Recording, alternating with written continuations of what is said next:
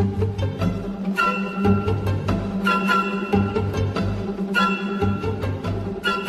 guys, welcome back to another awesome episode of Push the Point, where I have got two Oxford mad lads, George and Jacob.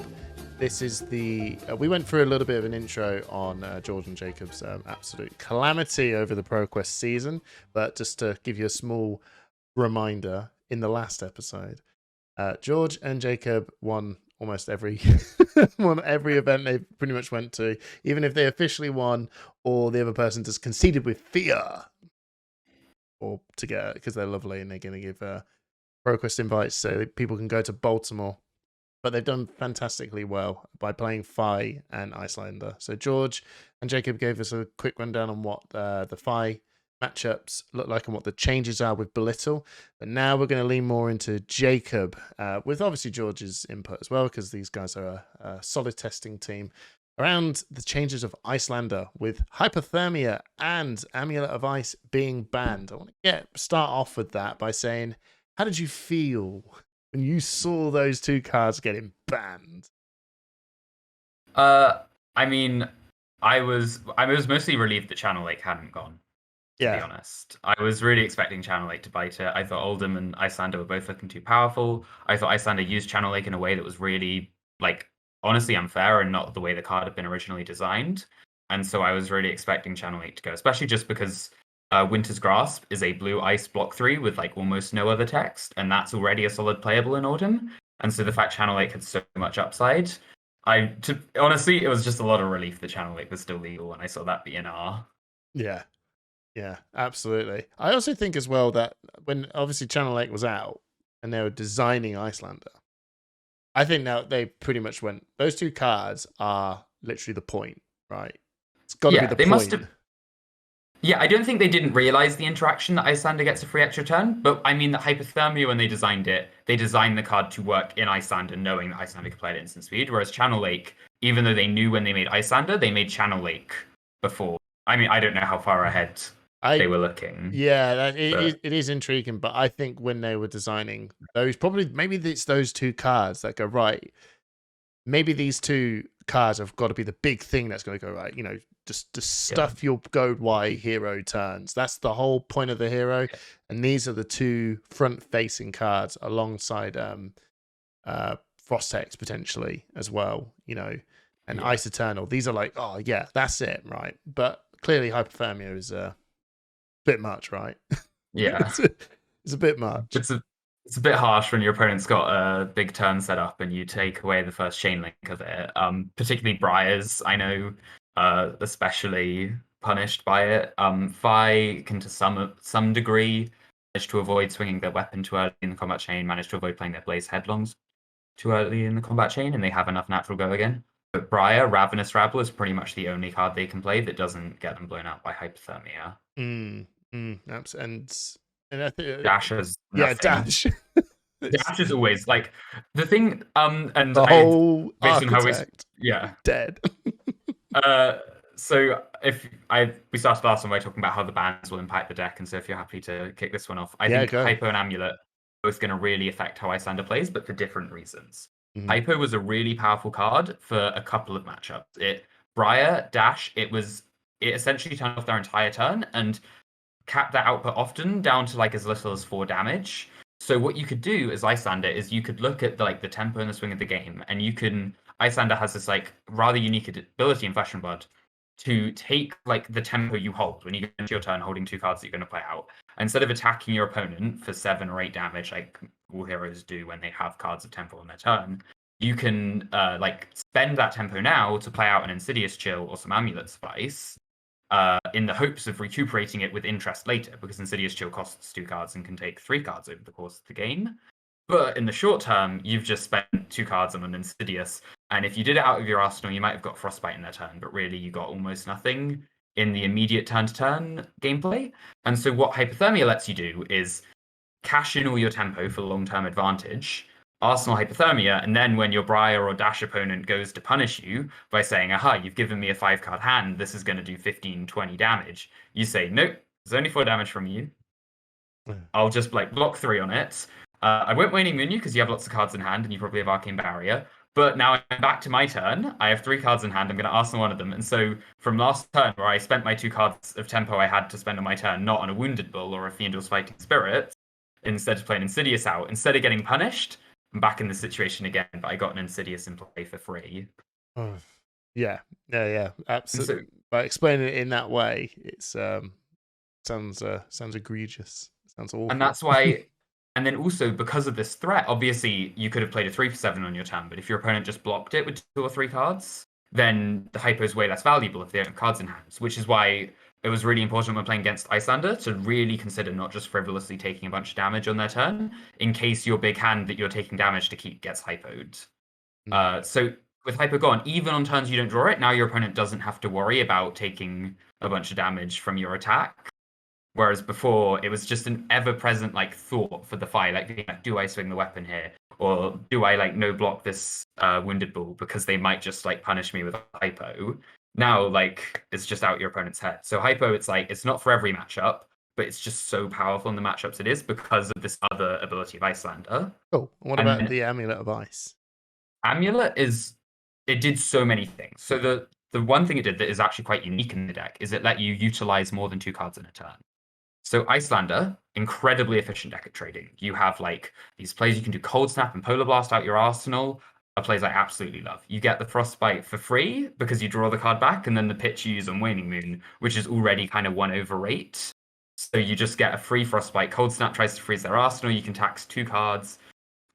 Just talking about the play patterns again, a Briar at the beginning of their turn, if they have an embodiment break, or just any hero if they don't play their arsenal as their first thing, this card taxes them so much at almost 0 cost to you, because if you tunic it out, then it just actually is like Crown of Seeds, you just have a 5-card hand now. And even when you pitch a blue for it, those 2 resources go into Waning Moon, which 3 arcane damage is a pretty efficient use of a card. And so when you have these kind of... The space rate of a red. So when you have these players as Iyslander that are just so efficient at disrupting your opponent, sometimes what happens is that if you're almost too efficient, you get left with a lot of cards. So you can imagine a situation where you had a Cold Snap in your arsenal, your opponent attacks you with something, you play it out, and then they look at their hand, they look at the Frostbite, they maybe got 1 card in hand, 1 card in arsenal, and they're like, I can't play anything now. You block 3 on the attack, but now you got 3 cards in your hand, and they just say pass. And so now it's on you as the Iyslander to find an efficient way to use all the cards, which is what Wounded Bull and Michael Hamilton's deck does so efficiently. And the role that there's only 2 cards in the deck and really cards you can play that let you play out multiple cards efficiently in a turn. And those are Scar for a Scar and Amulet of Ice. Because Wounded Bull and Fiendl's Fighting Spirit, they're both efficient attacks, but they don't have Go Again. So if you ever end up in a situation where you need to spend 3 or more cards in your turn, they stop being efficient actually, because you can't use more than this. Pitch a card, play it.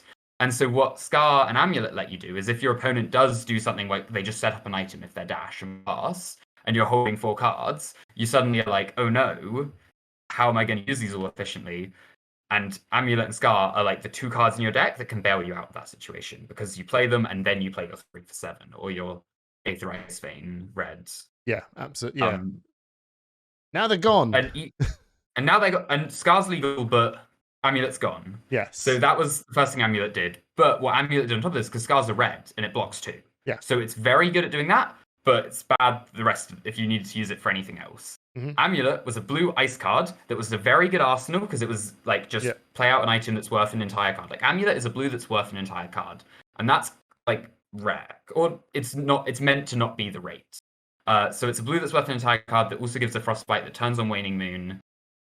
It just did it all. It was a blue ice card, so you could pitch up your channels, you could fuse with it. The only thing it didn't do was block, but the card was so good at everything else that wasn't punishing because you never wanted to block with it anyway. Yeah, absolutely. So now that you've lost it, how much? You've lost it. How much is that Amulet of Ice impacted on Iyslander as a hero going forward now? So the thing is that there are good cards that can replace any individual aspect of Amulet. So at the moment, I've got blue Winter's Bites in this list. I think they're down in the sideboard because you don't want them for every matchup. Really? Yeah. It's just at the bottom there. Because this is a card that's very efficient at disrupting. It asks for 2 resources, and it can do the thing I was describing of in your turn. If you're left with too many cards, you can play the Winter's Bite, go again, tax them a card, and then as long as you're swinging in attack, you're all good. If you want to Coronet Peak or Aether Icebane, it's a bit less good because they can pitch a blue and then it only costs 1 resource. But it still has a lot of the similar things going on, albeit less efficiently. And it also doesn't help the long game against like decks like Odin where you need to set up the combo. But I think this is a pretty close replacement for like the aggro, like a fight. And also a lot of the time people plan around you giving them 1 Frostbite.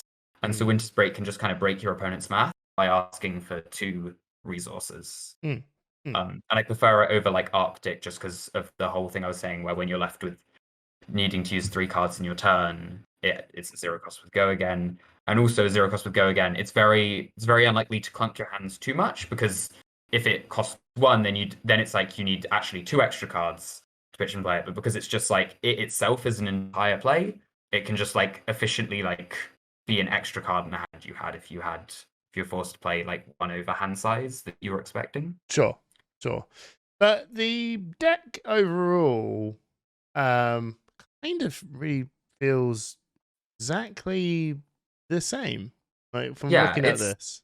It'll play out the same most of the time. You've just lost a couple power cards. So it's the same hands, it's the same plans. It's just your opponent doesn't have to worry about hypothermia and you're a bit less versatile without Amulet and you're a bit less powerful without hypo. But it's fundamentally this is still Michael Hamilton's list that won US Nats and Worlds. You're still looking to efficiently block your opponent, efficiently like disrupt them with a Winter's Bite or a Cold Snap in your arsenal, and then outvalue them by attacks gaining 8 or sometimes even 9 points of life swing on 2 cards. If you pitch the dream of pitching a Heart of Fiendal, right, the gem, to play a 3 for 8 that you have a Fiendal's Fighting Spirit or a Wounded Bull. So much value. There was a particular turn in testing me and George had where he went first, does whatever. My turn, I go Scar for a Scar, pitch out a Fiendal, Wounded Bull, and it was not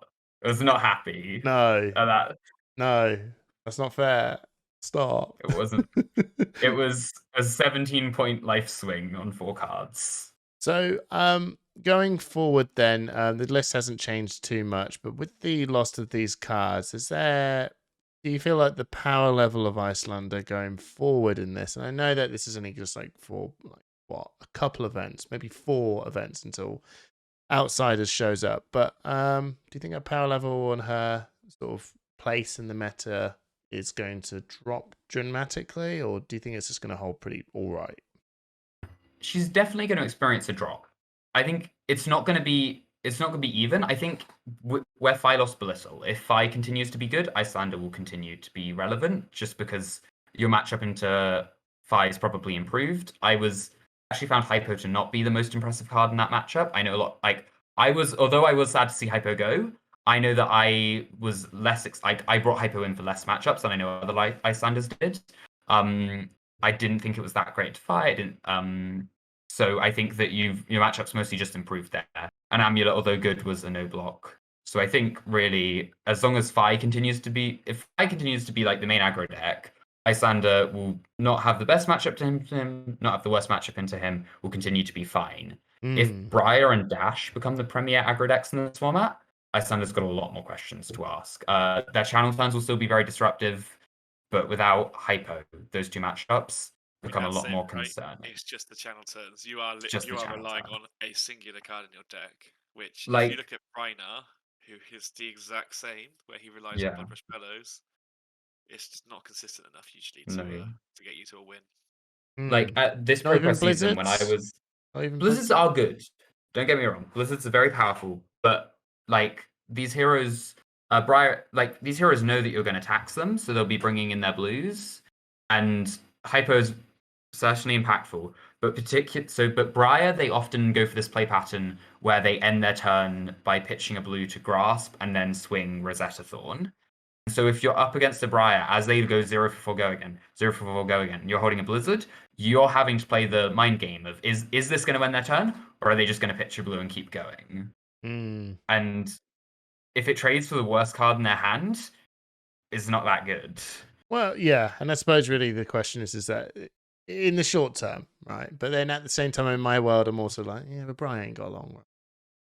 No, he ain't got long. But he ain't got too long. Dash has got Teklo Foundry Heart to help them play through your disruption. They're running a lot more yellows, a lot more blues than other decks, so Blizzard will take damage off their turn certainly, but you never get the blowout of the like.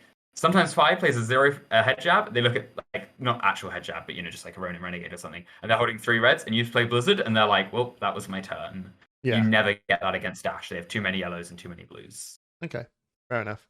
I think it's me personally. I liked to see something like hypothermia gone from the game. I don't like. I've played Iyslander as well. I took it to the nationals as well. I didn't really play an awful lot of it, but super proud that I got. I think I came 16th in the end with it.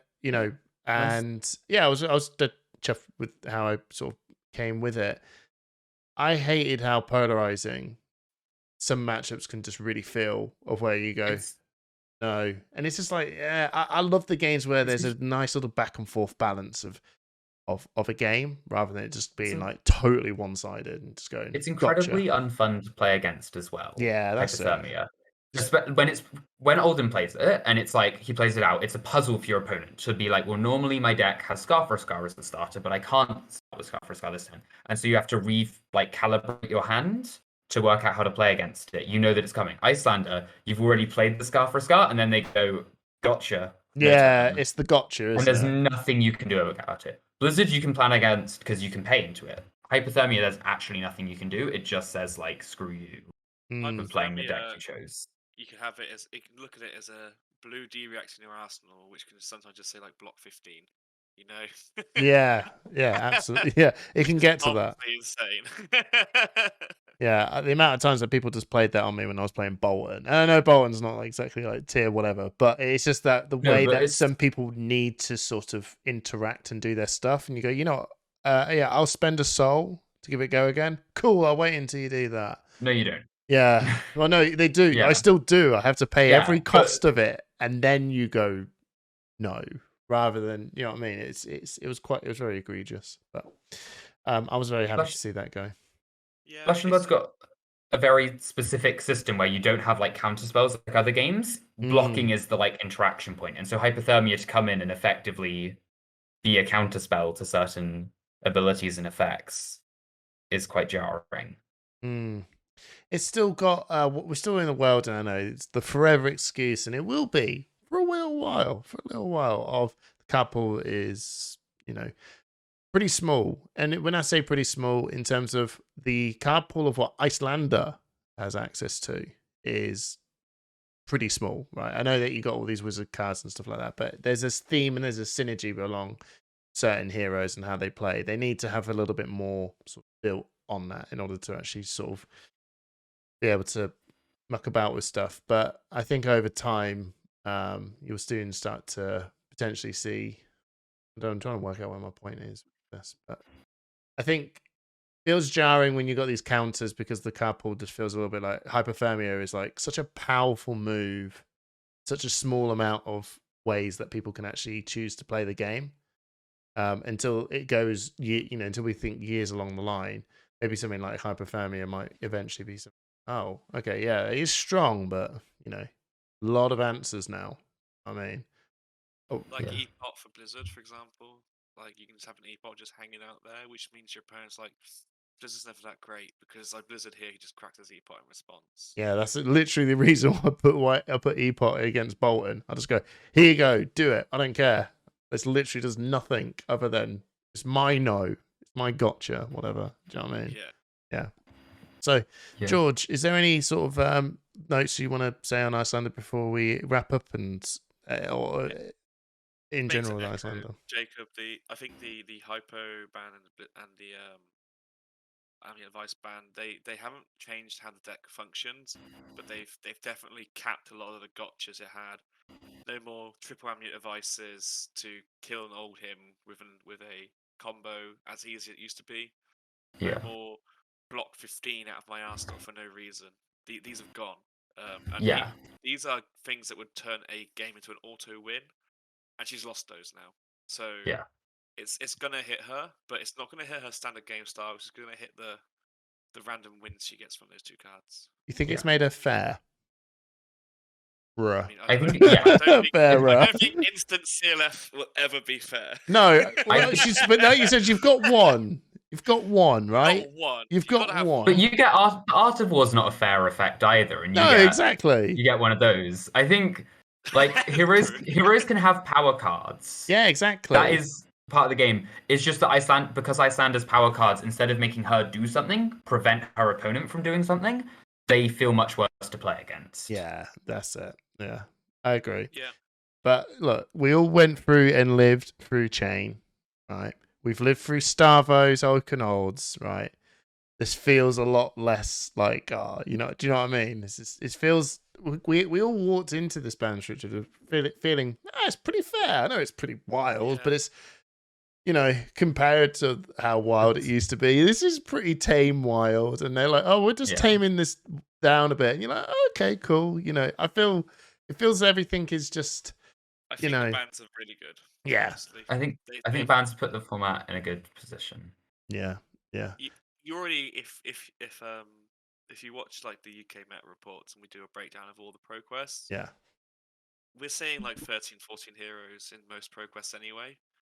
So all this is going to do is continue to reinforce that you can just play whatever you want. You want to play Bolton, play Bolton. Do it. It's not going to hinder you too badly. No, I mean we had Quinn top 8 on Bolton.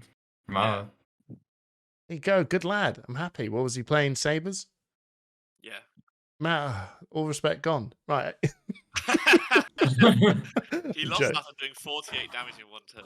Oh, my days. Right, anyway, we'll end that there. Thank you so much, George and Jacob, for jumping on and giving us your thoughts about the ban and restriction announcements and what you feel like it does for Iyslander and Fi. Check these guys out. They're going to be coming over to also, is it Bologna?